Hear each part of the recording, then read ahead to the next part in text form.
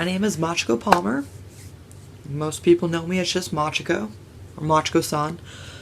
And I am contributing my story to the movement that Jackson Stone has decided to start doing on his YouTube channel, You Are Loved.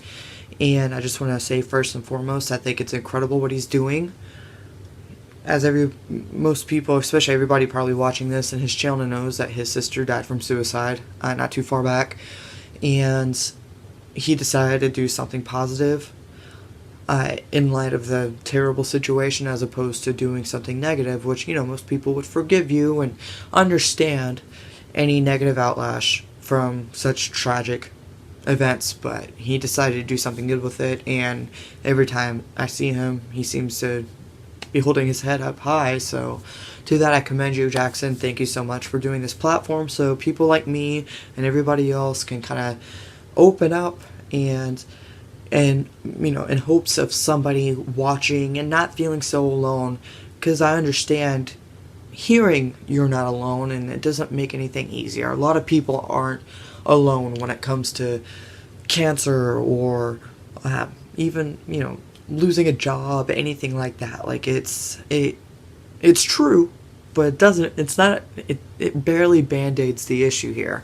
So I am about to open up a little bad, and I've been wanting to do this for a while, or not really wanting, more so needing, and I feel like coming across this channel has really kind of given me the opportunity and has given me a sign to do so, because I bottle up everything. I bottle up the truth in a lot of situations. I bottle up how I am, why I am who I am, and I think it's about time to let it out and expose it without exposing other people, but I'm exposing myself. And I'm not used to that. I don't talk about my issues hardly with anybody. Nobody really knows what has happened over some periods of my life. And before I start, definitely need a little bit of liquid courage, so cheers. But as I'm sipping on it, I'm going to try to get plastered here. So, just to start off, there's been a lot of tragedies in my family. Things from being broke, losing people that we love way too early. Suicide has happened in my family. Drug abuse, drug overdose, molestation, domestic violence. Everybody in my family has dealt with one or a few of those things. Alcoholism, as I sit with a drink, but not an alcoholic. I just enjoy my whiskey, but I'm not an alcoholic. Anyways, so it's it's a cycle in my family to be depressed, to have thoughts, to have anxiety, to lash out, to have anger issues, maybe even be bipolar. It's hereditary. It really is. And I hope that I break that cycle. And I hope that my sisters and my brother, they can also break that cycle. And I'm hoping that my nieces and my nephew will not have to bear with what we've had to bear with, and can continue our family tree a bit happier. It all started, there's little instances when I was a kid where it kind of started, I guess, my onset depression, but it really didn't hit me until when I was 13. One of my closest friends got hit by a car.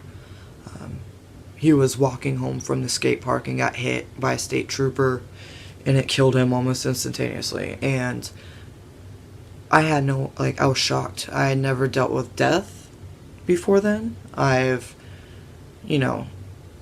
never experienced that kind of loss before.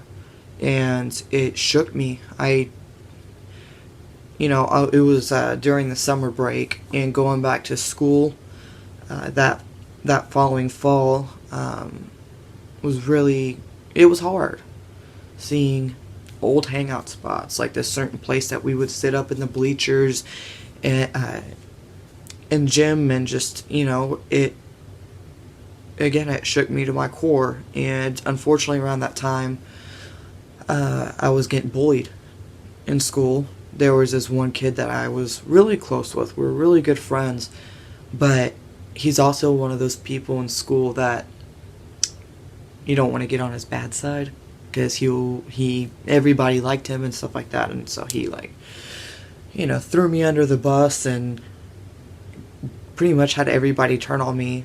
So going back to school without the same group of friends, which he was probably just angry at the world too, because it was one of his close friends as well. We were like in this little clique. But, I was getting teased at school to where I was getting my hair pulled. I lived right down the road from the school, so I'd literally just walk out in the middle of class and just walk home. And it was rough, and so that being my first semester of the year, unfortunately, the huge kick in my ass was towards the end of the first semester, a few days before Christmas break, was when I've got the worst news of my life, which was my dad passing away. He had lived in Seattle for a few months prior, but he lived with us in Texas because he was trying to find a job in Texas, but he ended up getting an old job offer back in Seattle. And I was just like, well, are we just not going to see you again? Because he had been pretty distant growing up. And so I just, I assumed the worst and was like, well, you're going to disappear again. And he's like, no, I won't. I promise. I'll keep in better touch. This was shortly after his birthday, which is end of September, was when he had scheduled a bus ticket to go back to Seattle for work. But he had promised that he'd keep in touch, that he'd develop more of a relationship with us, and that he, would come down and visit us on Christmas. And when he went back home, he called almost every day, kept in touch, sent us letters. We established a closer relationship, and I was really happy because the 6 or 7 months that he lived with us before moving back to Seattle was the most time that we had spent, at least as an aware teenager, not as a little kid when I was a toddler, that I had spent with him, and they were great months. But yeah, he died December 11th. I didn't find out till December 13th. And ever since that year, I've hated Christmas. I still hate it to this day.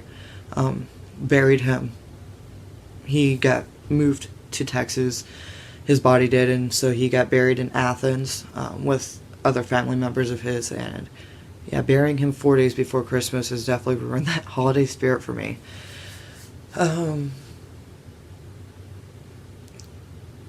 I at the time was heavily atheist. As everybody knows now, I believe in God.